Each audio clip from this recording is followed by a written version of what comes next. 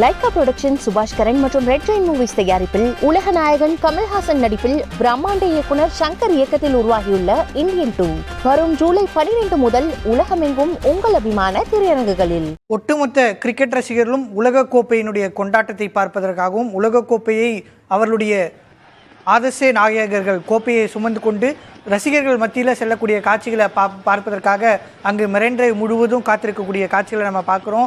அவர்களை அழைத்து வரக்கூடிய பேருந்தே அந்த மக்கள் மத்தியில் சிக்கி கொண்டிருக்கிறது. இன்னும் வீரர்களையே அந்த பேருந்து இன்னும் செல்ல முடியாமல் அங்கே மாட்டிக்கிட்டு இருக்கிறதாகவும் போலீஸ் அந்த பேருந்தை வீரர்களிடம் அழைத்து செல்வதற்கான நடவடிக்கைகளை தொடர்ந்து மேற்கொண்டு வராங்க. தொடர்ந்து நம்ம கிரிக்கெட் இந்த வேர்ல்ட் கப் ஜேர்னி பற்றி பேசலாம். சரி, இப்போது 2 விஷயம் இருந்துச்சு. ஒன்று ஹார்திக் பாண்டியாவுடைய இன்ஜுரி, இன்னொன்று ஜடேஜா தான் இது வரைக்கும் இந்தியன் டீமோட மெயின் ஆல்ரவுண்டராக இருக்கார். நம்ம பார்த்துருக்கோம் இந்தியன் டீம் ஸ்ட்ரகிள் ஆன அப்போலாம் ஒரு ஆல்ரவுண்டராக பெர்ஃபார்ம் பண்ணியிருக்கார், பேட்ஸ்மேனாக பவுலராக.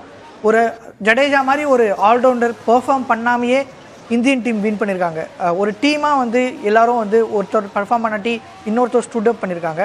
ஒரு இந்தியன் டீம் டீமாக பெர்ஃபார்ம் பண்ணுறது இந்த ஃபியூச்சர் எவ்வளோ முக்கியம்? இதில் ஜடேஜா பெர்ஃபார்ம் பண்ணாததுக்கு காரணம் he has become predictable.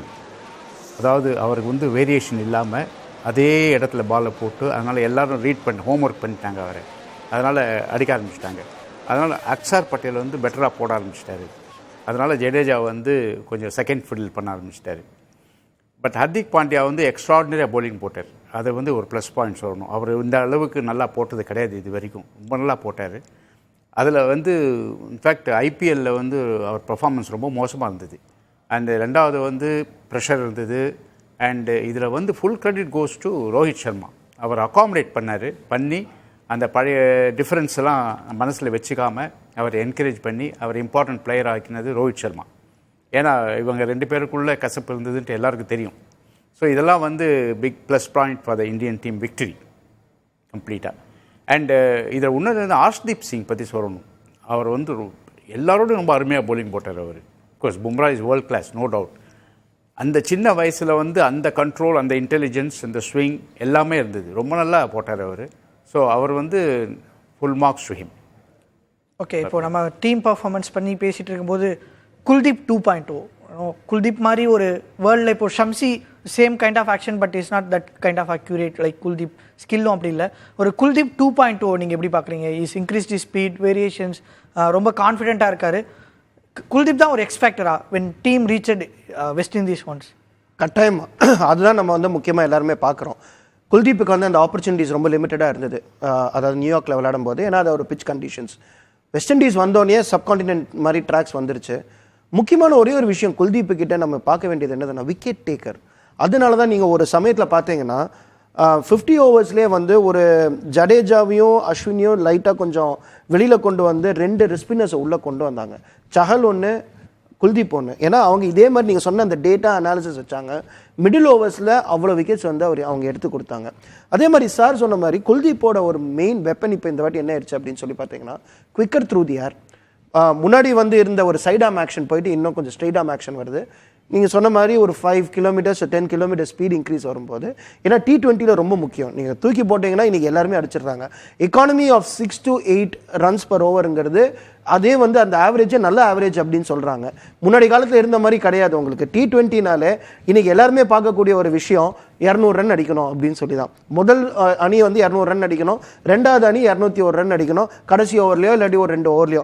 அப்போ தான் அந்த மேட்ச் விறுவிறுப்பாக போகணும். ஆனால் இந்த டோர்னமெண்ட்டில் அந்த மாதிரி நடக்கவே இல்லை. ஏதோ ஒரு மேட்ச் அந்த ஒரு ஹை ஸ்கோரிங் போச்சு தவிர பாக்கி எல்லாமே பார்த்தீங்கன்னா 150 160. அந்த டைமில் குல்தீப் யாதவோட கான்ட்ரிபியூஷன் மிடில் ஓவர்ஸில் சூப்பராக விக்கெட் எடுத்தாங்க. நான் சொல்லுவேன் best form of attack is only taking wickets. நீங்கள் டிஃபென்ஸ், நான் சொல்லுவேன் best form of defence is taking wickets, not attack. அந்த மாதிரி ஒரு விக்கெட் எடுத்துட்டாங்கன்னா ஆட்டோமேட்டிக்காக அவங்களால ரன்னுக்கு போக முடியாது. ரன்னுக்கு போக முடியாத போது 4 விக்கெட் விழுந்துச்சு, 5 விக்கெட் விழுந்துச்சு, இன்னும் 15 ஓவர் ஆடணும், நான் எப்படி ஆட போகிறேன் அப்படின்னு சொல்லி ஒரு தாட் ப்ராசஸ் தான் இருப்பாங்க தவிர அவங்களால போய் அடிக்க முடியாது. ஸோ குல்தீப்போட மிடில் ஓவர் நீங்களும் பார்த்தீங்கன்னா எனக்கு ஒரே ஒரு வருத்தம் என்ன ஆயிடுச்சு அப்படின்னு சொல்லி பார்த்தீங்கன்னா ஃபைனல்ஸில் 5th ஓவர் போட்டார்.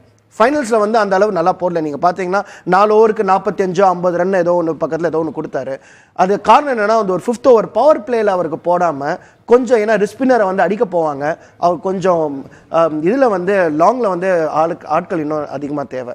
ஸோ அந்த சேஞ்ச் ஒன்று பண்ணியிருந்தாங்கன்னா இந்த அளவு கூடி வந்திருக்க வேண்டாம். பட் எனிவே வின் பண்ணிட்டோம். அதனால அந்த அளவுக்கு நம்ம விமர்சனம் போலனாலும் ஒரு ஆஸ்பெக்ட் குல்தீப் போடுது மிடில் ஓவர்ஸில் எடுத்த விக்கெட்ஸ் தான் வந்து இந்தியாவை இந்த அளவு கொண்டு வந்திருக்கு நான் சொல்லுவேன்.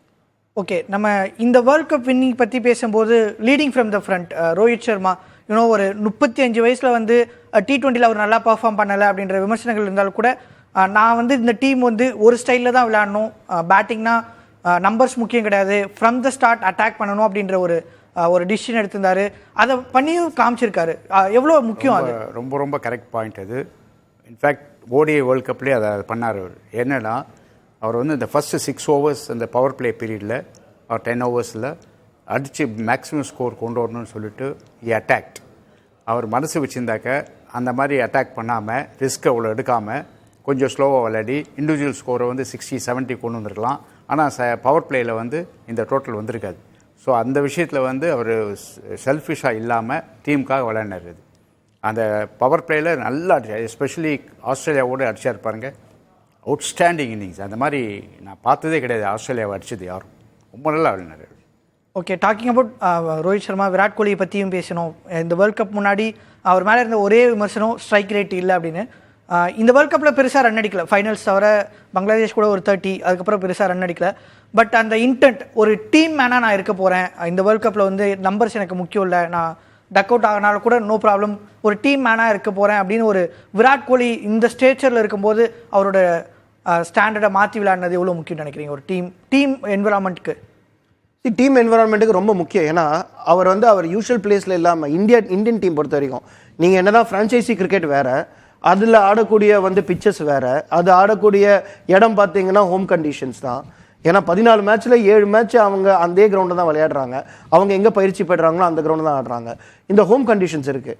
ஆனால் இது அவே கண்டிஷன்ஸில் போகும்போது விராட் கோலியோட என்றைக்குமே வந்து ஒரு விஷயம் பார்த்தீங்கன்னாக்கா, நியூ பாலில் எப்போதுமே அவர் கொஞ்சம் அப்பப்போ ததிகினத்துவம் தான் ஆடுவார். கொஞ்சம் அந்த எட்ஜ் வாங்கி பின்னாடி போகும். உங்களுக்கு தெரியும், ஆஸ்திரேலியன் சீரீஸாக இருக்கட்டும், இங்கிலாந்து சீரீஸாக இருக்கட்டும், எல்லா இடத்துலையும் வந்து கொஞ்சம் அந்த அளவுக்கு இதுவாக தான் இருந்தது. நியூ பாலில் அதுவும் வெஸ்ட் இண்டீஸோட நியூயார்க்கில் ஆடுறதுலாம் ரொம்ப கஷ்டமாக இருந்தது. ஏன்னா அது வந்து ஒரு ட்ராப் இன் பிச் ஆஸ்திரேலியாவிலேருந்து எடுத்துன்னு வந்திருக்காங்க, பால் மூவ் ஆகிட்டுருக்கு, எதுவுமே பண்ண முடியல. ஸோ அப்படி பார்க்கும்போது நீங்கள் ஒரே ஒரு விஷயம், அவரோட ஸ்டாண்டர்ட் பொசிஷன்லேருந்து ஒரு ஓப்பனராக வந்து ஆடக்கூடிய விஷயமே வந்து டீம் மேனாக இருக்கிறதுக்காக தான். அவர் என்னதான் பெர்ஃபார்ம் பண்ணல அப்படின்னாலும் அவங்க பேக் பண்ணிகிட்டே இருந்த காரணம் என்னென்னா அவரோட அபிலிட்டி, அந்த எக்ஸ்பீரியன்ஸ் வேணும்.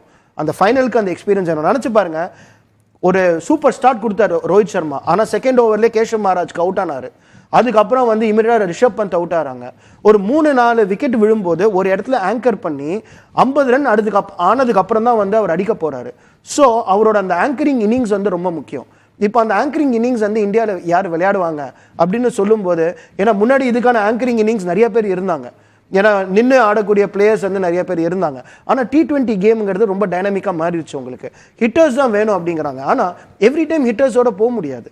உங்களுக்கு என்ன வேணும் அப்படின்னாக்க எந்த கண்டிஷன்ஸில் ஆடுறோம், என்ன மாதிரி பிச் இருக்குது, யாருக்கு சாதகமாக இருக்குது, இந்த மாதிரி நிறையா டைனாமிக்ஸ் நம்ம பார்க்கும்போது அந்த ஆங்கரிங் ஆஃப் தி இன்னிங்ஸை வந்து அவரோட எக்ஸ்பீரியன்ஸில் சூப்பராக விராட் கோலி பண்ணார். அந்த final match hats off to him. Okay, சொல்லுவேன்னாக்க இதில் கோலியை வந்து புஷ் பண்ணிட்டாங்க. That is wrong. நீங்கள் வந்து கோலி ஏன் ஓப்பனிங் போனார்? பிகாஸ் சிவம் துபை எடுத்துகிட்ருக்காங்க. சிவம் துபை எடுத்த உடனே யாரை ட்ராப் பண்ணுறது? They dropped Jaiswal. ஸோ அப்போ ஓப்பனிங் ஸ்லாட் வேக்கண்ட் ஆகிடுது. அப்போ கோலியை ப்ரொமோட் பண்ணாங்க. நான் Kohli is not a opener.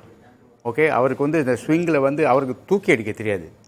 அவ்வளோ ரோஹித் சர்மா மாதிரி ஓவர் த ஹெட் அடிக்க மாட்டார், அவர் கிரவுண்ட் ஷாட் அடிப்பார்.